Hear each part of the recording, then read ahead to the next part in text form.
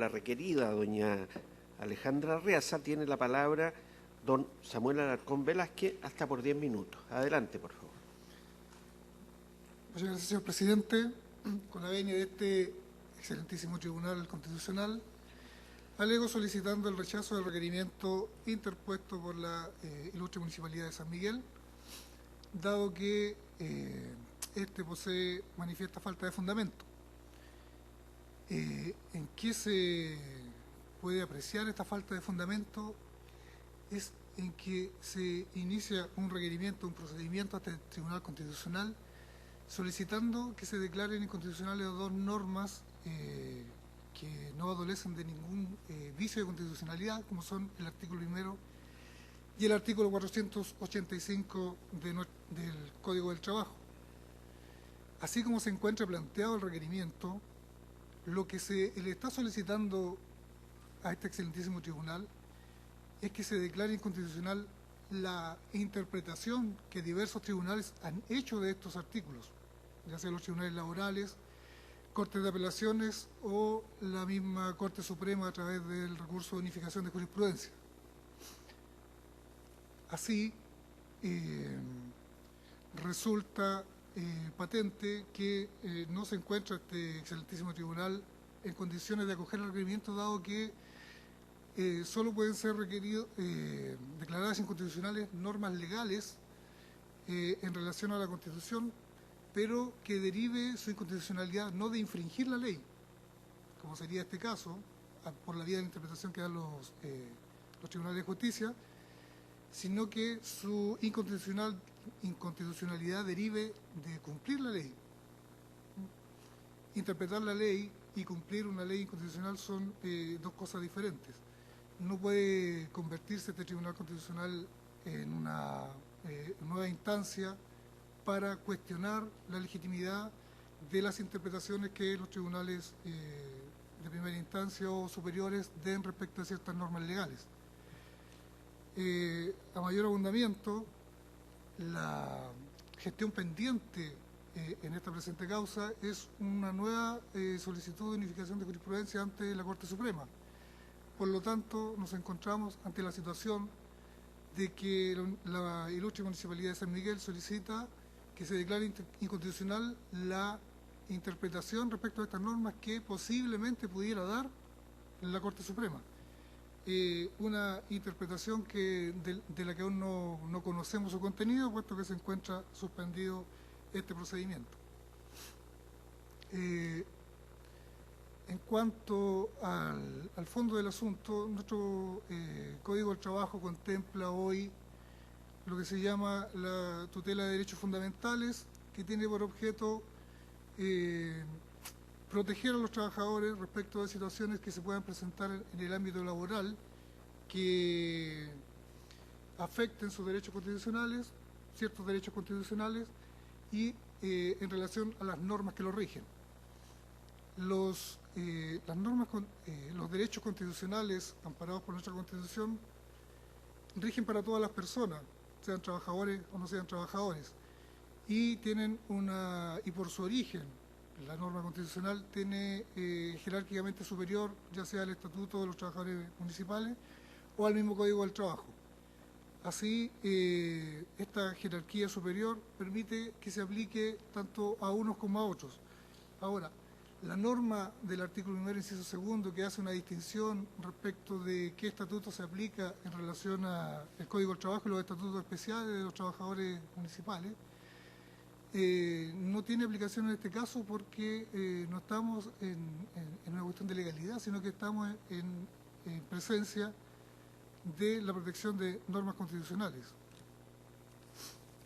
Así, magistrado, además, debemos entender que, aunque se trate de trabajadores municipales, estamos en presencia de trabajadores, que estamos, por lo tanto, dentro de una relación laboral, ya que el mismo artículo 1, inciso 3 del Código del Trabajo define genéricamente a los funcionarios públicos como trabajadores. Y debemos poner atención al hecho de que el procedimiento de tutela laboral no es una norma sustantiva, sino más bien es una norma de procedimiento. es un procedimiento aplicable a ciertas situaciones, pero que no implica, en caso alguno, que obligatoriamente se apliquen normas sustantivas del Código del Trabajo a trabajadores o funcionarios públicos que se encuentran regidos por un estatuto distinto. Este procedimiento, esta norma de procedimiento, será aplicable en relación a los mismos estatutos de estos trabajadores y a las normas de la Constitución. Así, no podría considerarse inconstitucional tanto la aplicación del procedimiento de tutela laboral para trabajadores municipales en este caso, por cuanto no estamos en presencia de una situación en que se le aplique un estatuto diferente al que ya tienen.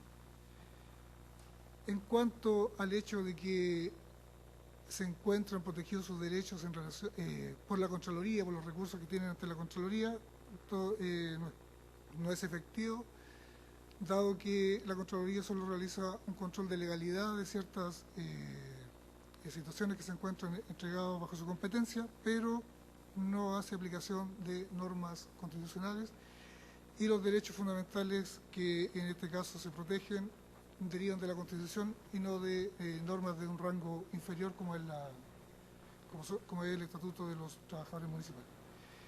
Por lo tanto, no se encuentran protegidos estos derechos por la acción que pueda realizar la Contraloría.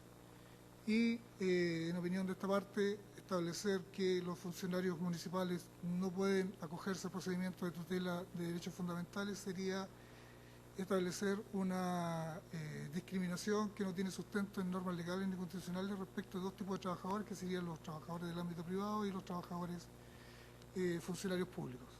Sí, magistrados, excelentísimo tribunal, de atención a los argumentos expuestos, solicito que se rechace el requerimiento interpuesto por la Ilustre Municipalidad de San Miguel. Muy bien. Finalmente, por don José Toro Urrutia, tiene la palabra hasta por 30 minutos don Épiro San Martín Basualto. Adelante, por favor. Muchas gracias, señor presidente. Con la venia de su señoría excelentísima, procedo a alegar en representación de don José Toro Urrutia, parte requerida en estos autos.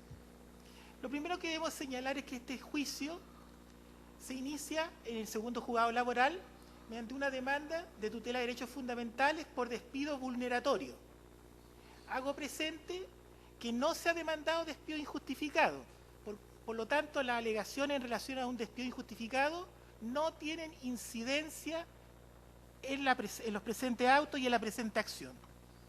Entonces, este es un despido vulneratorio porque se vulneró la honra de mi representado. ¿Y de qué forma? Mediante un sumario administrativo, la parte demandada se arrogó la facultad de calificar que había, comillas, hurtado insumos médicos. Sin embargo, no existe una investigación penal en contra de mi representado y mi representado jamás siquiera fue formalizado. Si eso no es una infracción al derecho a la honra de un trabajador, no sé qué otro ejemplo más claro pudiera ser. Entonces, este juicio se inicia con una demanda por despido vulneratorio y no se ha demandado el despido injustificado. Dicho aquello, debemos señalar que la parte requiriente señala en afoja 11 de su requerimiento, fundamentalmente que existiría una norma de orden público que regularía todas y cada una de las materias referentes a este tema. Nos referimos al tema de vulneración de derechos. Eso es lo que dice afoja 11, la parte requiriente, y señalando que esta norma de orden público sería el estatuto administrativo que regularía, según ella, todas y cada una de los elementos referidos a esta materia.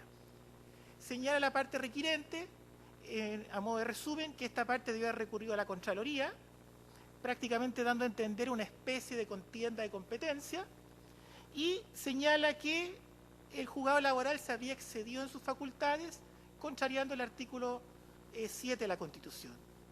Pero ello no es así, toda vez que el artículo 1 del Código del Trabajo, en su inciso 3, le da facultad al juez laboral. ¿Cómo comienza este inciso 3 del artículo 1? ¿Señala a los funcionarios? No señala a los funcionarios, sí señala: con todo, los trabajadores de las entidades señaladas en el inciso precedente se sujetarán a las normas de este código en los aspectos de materia no regulados en sus respectivos estatutos, siempre que ellas no fueran contrarios a estos últimos. Hay que señalar que el estatuto administrativo no contiene un procedimiento de tutela de derechos fundamentales. Y en este punto quiero señalar la diferencia entre una norma sustantiva y una norma adjetiva. ¿Por qué y quiero retrotraer al inicio del derecho occidental, el derecho romano? Los romanos no se preguntaban si tenían un derecho, me refiero a los pater de familia, a quienes se le aplicaba el derecho romano. Se preguntaban si tenían una acción. ¿Y por qué se preguntaban si tenían una acción? Porque de alguna forma sabían que no sirve de nada tener un derecho en una especie de limbo si no existe una forma de requerirlo, de hacerlo cumplir, un derecho a la acción. En este punto, el aplicar este procedimiento de tutela de derechos fundamentales a los funcionarios públicos en nada contradice ni se opone al estatuto administrativo. Y es más, es absolutamente coherente, guarda coherencia con el resto de nuestra legislación. Así, por ejemplo, el convenio 151 de la OIT, que se refiere a los funcionarios públicos, particularmente a su derecho a sindicalización, y que lo menciono toda vez que, de acuerdo al artículo 5 de la Constitución, estos tratados de derechos humanos tienen rango constitucional, señala en el artículo 9 de este convenio 151 de la OIT, señala a los empleados públicos, al igual que los demás trabajadores, no señala a los empleados públicos y los demás trabajadores, al igual que los demás trabajadores, gozarán de derechos civiles y políticos esenciales. En este punto hay que señalar que el trabajador público es de todas maneras un trabajador y no se podría interpretar lo contrario y cercenarle su posibilidad de recurrir al procedimiento de tutela de derechos fundamentales. Debemos señalar el principio pro hominem o pro persona, en la cual las normas jurídicas se deben interpretar de aquella manera que generen derechos y no que cercenen derechos.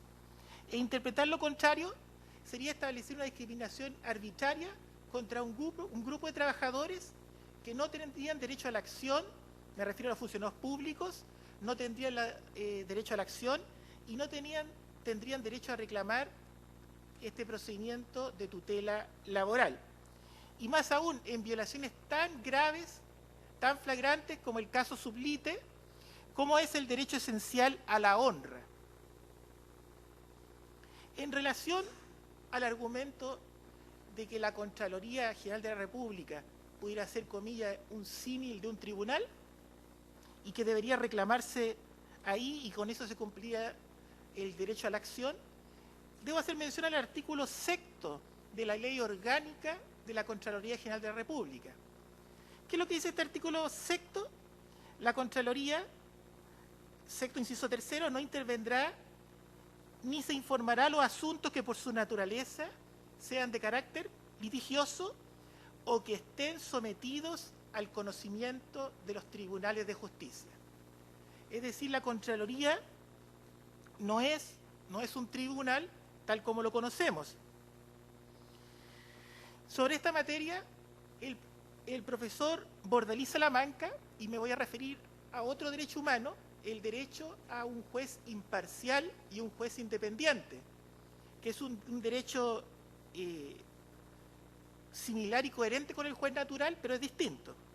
¿Qué es lo que dice el profesor Andrés Bordalí Salamanca en su artículo El derecho fundamental a un tribunal independiente e imparcial en el ordenamiento jurídico chileno? Él llega a la conclusión y se permite señalar que toda vez que la administración pública chilena actúa como tribunal de justicia, constituye ello una violación flagrante al derecho fundamental de las personas de acceso a la justicia y del derecho a un tribunal independiente e imparcial.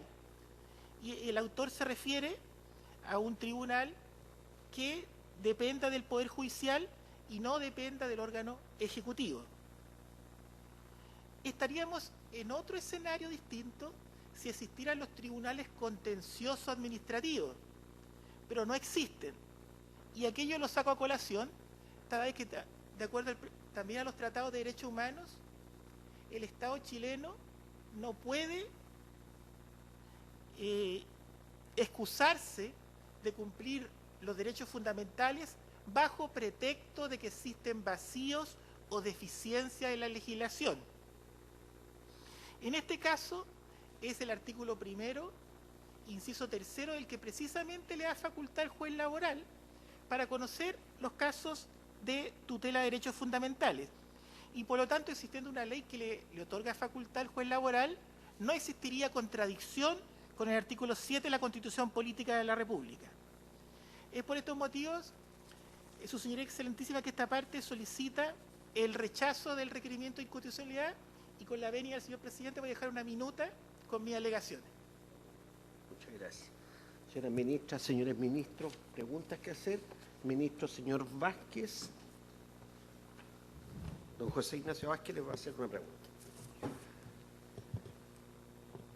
Al abogado, buenos días. Buenos días. A usted, abogado de la parte requerida. Una consulta en relación a la tutela laboral. La tutela laboral es respecto de derechos fundamentales. ¿Cierto? Es afectación, es una tutela respecto de afectación de normas laborales con relación a derechos fundamentales, no respecto de derechos legales. Entonces, en ese sentido, la pregunta es si usted estima que, en definitiva, por la vía de la tutela laboral, tendría necesariamente los tribunales que, de alguna manera, acoger pretensiones de las partes reclamantes o recurrentes, pretensiones respecto de derechos legales, me refiero a indemnizaciones, etcétera. Quisiera que me precisara ese punto. Y en segundo lugar, la misma tutela laboral, el mismo 486 del Código, establece claramente que la parte o el trabajador puede optar entre la tutela laboral propiamente tal o el recurso de protección. Si recurre por la vía del recurso de protección, se cierra la vía, ¿no es cierto?, de la tutela laboral propiamente tal. De consecuencia, queda abierta para los trabajadores del sector público la vía del recurso de protección. Quisiera que usted me explicara su posición al respecto en estos dos puntos que le he señalado. Perfecto. Habría dos elementos que señalar, su señoría excelentísima. Lo primero, que efectivamente el trabajador puede recurrir a un recurso de protección, y lo que la ley no quiere es que, o no permite que una parte recurra de protección y de tutela de derechos. Eso es verdad. Sin embargo, por el principio de especialidad o por la naturaleza de las materias, es más efectivo y es más preciso recurrir de tutela laboral. De hecho, hay sentencias que han establecido en recursos de protección, porque a mí me pasó en un caso, que el recurso de protección no establece o no crea derechos, y a veces en forma reiterada se dice que esto debe verse en un juicio de lato conocimiento. Y es por eso que los abogados laboralistas preferimos la vía de la tutela de derechos fundamentales, porque no existe nada que lo impida y porque expresamente lo establece el legislador. Ahora, en relación al argumento de que se ha señalado también de por qué el empleador debería ser sancionado, o en este caso la administración pública, a pagar ciertas sumas de dinero, porque se ha señalado que esto no está establecido en la ley de presupuesto, una serie de argumentos. Yo quisiera fundamentarlo con el principio de que nadie puede aprovecharse de su propio dolo, nadie puede aprovecharse de su propia negligencia, en el sentido de que si la administración pública, el empleador en este caso, despide a un trabajador, a un funcionario público, mediante un sumario, cometiendo una serie de irregularidades, una serie de verdaderas aberraciones jurídicas, e incluso calificar lo que hurtó insumos médicos, lo cual ni siquiera necesita un procedimiento penal para aquello. Lo que corresponde es que este empleador, en este caso la Administración del Estado, responda de sus actos. No puede eximirse en señalar que no existe una ley de presupuesto que no contemple el pago de sumas de dinero. Si el ente administrativo vulneró de tal forma los derechos de un trabajador, y hemos señalado que el funcionario público es trabajador, lo señala expresamente el artículo 151 de la OIT, pero aparte, y por eso hice énfasis en el artículo 1, inciso 3, si lo despide vulnerando todos los derechos, si pone fin a su carrera administrativa vulnerando todo tipo de derechos, lo que corresponde es que se haga cargo de sus actos, de sus acciones, y es en virtud de ello que la ley establece claramente sanciones, en el procedimiento de tutela laboral. Y si se demuestra en un juicio laboral, que se cometieron estas aberraciones, lo lógico y justo es que el empleador responda de estas acciones. No sé si respondí. Muy bien. El ministro don Nelson Pozo. Gracias, presidente. Quisiera preguntarle a los dos requirentes un punto que se me produce una duda en la forma como se plantearon los requerimientos. ¿Cuál sería la antinomia, que es la esencia de la inaplicabilidad entre la norma y la Constitución, en el caso concreto de, por ejemplo, el presentado por la Municipalidad de San Miguel, en el sentido de que a Fojas 11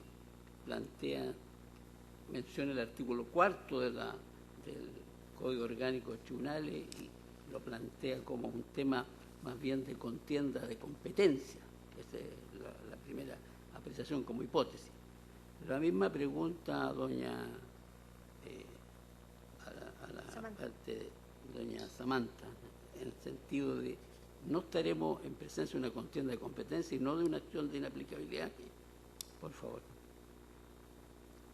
Señor ministro, yo creo que la pregunta que usted me formula dice relación con el tema que se consultaba antes. Acá no hay un problema de contienda de competencia. La Constitución ha sido clara en señalar de que las atribuciones que tiene cada entidad del Estado son claras y precisas y no permiten entrar a otros campos y, como dice el artículo 7, ni aún a circunstancias extraordinarias. Acá se ha establecido que el funcionario, en el sentido de que pueda sentir, hay un deber de velar por esos derechos, pero si siente que se han infringido y están vulnerados sus derechos, existen distintas posibilidades o acciones, como se consultaba, para hacerlo. Uno es la vía de su superior jerárquico directo, en términos de solicitar que se hagan efectivas las responsabilidades administrativas de otros funcionarios. Existe la reclamación a la Contraloría para efecto de que se adopten las medidas correctivas o las medidas sancionatorias de la responsabilidad. Pero aún más importante, el ámbito, no por la preferencia, la comodidad de lo que puede significar el escenario de un código del trabajo, o sea, un juzgado del trabajo, habilita a que cambiemos la competencia que establece claramente los distintos, tanto la Constitución como la Ley de Base y el Estatuto Administrativo, que frente a una acción ilegal, arbitraria, ilegítima, incumplidora de las normas, se establece que nace la responsabilidad civil del Estado, tanto como Estado, como Administración, tanto para el funcionario que pudiera haber incurrido en la falta de esas obligaciones. Y en eso, tanto el artículo 38 de la Constitución establece en su inciso segundo que, que cualquier acto, cualquier persona puede recurrir a la... acá lo tengo. El artículo 38 dice cualquier persona que sea lesionada en sus derechos, que es lo que estamos hablando, en sus derechos por la administración del Estado, de sus organismos, de las municipalidades, podrá reclamar ante los tribunales que determine la ley sin perjuicio de la responsabilidad que pudiera afectar al funcionario que causara el daño. Acá necesitamos, y es la esencia del juicio ordinario civil, la declaración de ese hecho que hacen hacer la responsabilidad, de la infracción que cometa o la infracción a sus deberes de parte de la administración, y de consiguiente la misma acción de responsabilidad civil indemnizatoria por vía extracontractual que se ejerce en contra del Estado, también se establece una indemnización si fuere lo pertinente a esa infracción. O sea, hay un camino claramente establecido a los funcionarios que da también equivalencia a lo que se pretende en el área privada en los contratos de trabajo para poder ejercer en un camino claro y definido. Acá estamos tratando de forzar bajo la premisa de que no hay norma. No hay norma que proteja, no hay instancia que proteja, no hay acción que se les permita. Hay normas que protegen, hay entidades a las que se recurre, hay procedimientos que lo establecen. El recurso de protección es la vía para atacar, si se hubiese pensado en que fuera un procedimiento sumario administrativo que vulnerara las normas del debido proceso. Está la declaración de arbitrariedad o ilegalidad que hace la Corte por un recurso de protección, no solo apunta a que se declare o que se consiga una indemnización, sino que a declarar la arbitrariedad y corregirla con la modalidad, la acción que pudiera ser volver a su cargo u otra medida. Lo que no dice relación con que además de esa arbitrariedad o ilegalidad se pueda pedir la indemnización que nace para la responsabilidad del Estado y del funcionario. Y puede ir contra las dos, civil y, dice la responsabilidad administrativa, civil y penal. Sí. La pregunta era un tema era más simple que lo que usted me contestó. ¿Cuál es la antinomia, cuál es la contradicción entre la norma constitucional y el precepto que usted dice del Código del Trabajo que no es aplicable? Así, lo más breve posible, por favor.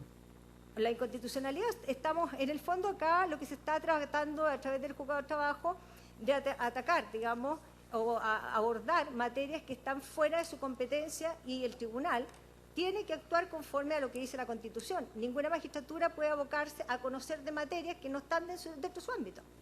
Y de hecho, lo que se pone como tutelar, como que hubiera la necesidad de cautelar a los funcionarios, están las cautelas, están las acciones legales, están los procedimientos. Su señoría, excelentísima,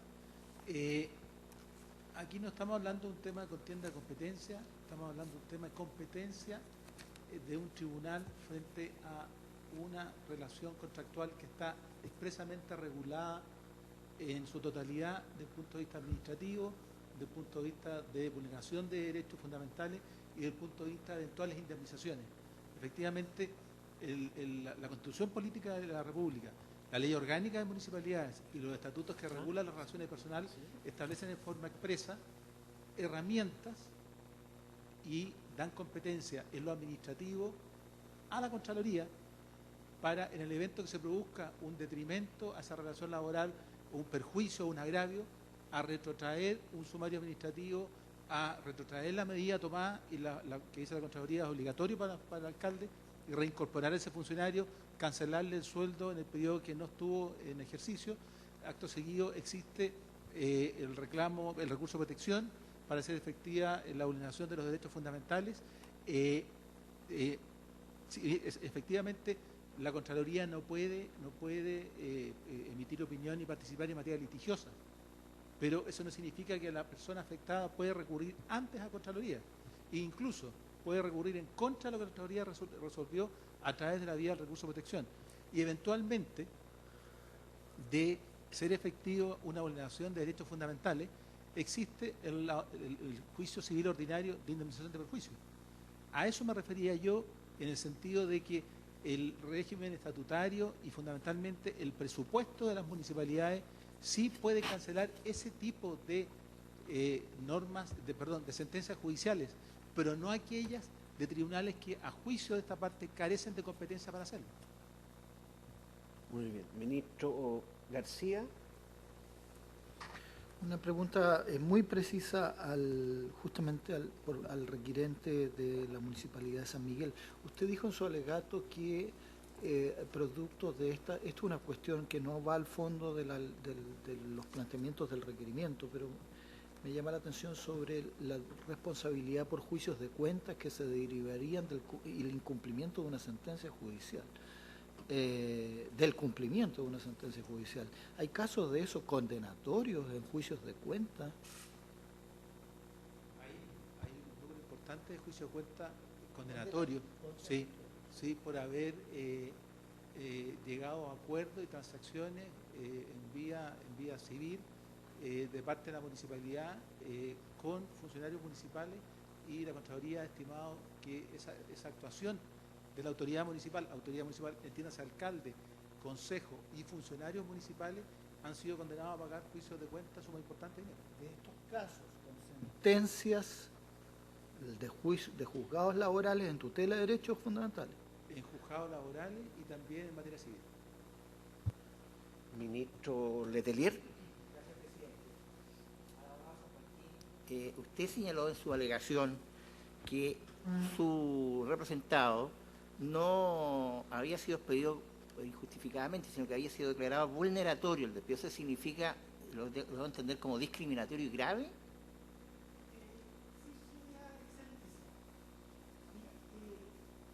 Ahí se le aplicó un sumario en la cual se le aplica la sanción de destitución, la gravosa sanción de destitución, lo cual no solamente hace que pierda su trabajo, sino que durante 5 años no pueda postular a la administración pública, como todos sabemos. En virtud de aquello, y más encima, se le mancha absolutamente sus papeles, señalando que habría cometido hurto, comillas, de insumos, arrogándose facultades para calificar una situación o declarar un delito que no tiene el empleador. En virtud de ello, efectivamente, se presenta una tutela de derechos fundamentales vulneratorio a los derechos, una infracción grave. ¿Y a cuál derecho fundamental? A la honra de la persona.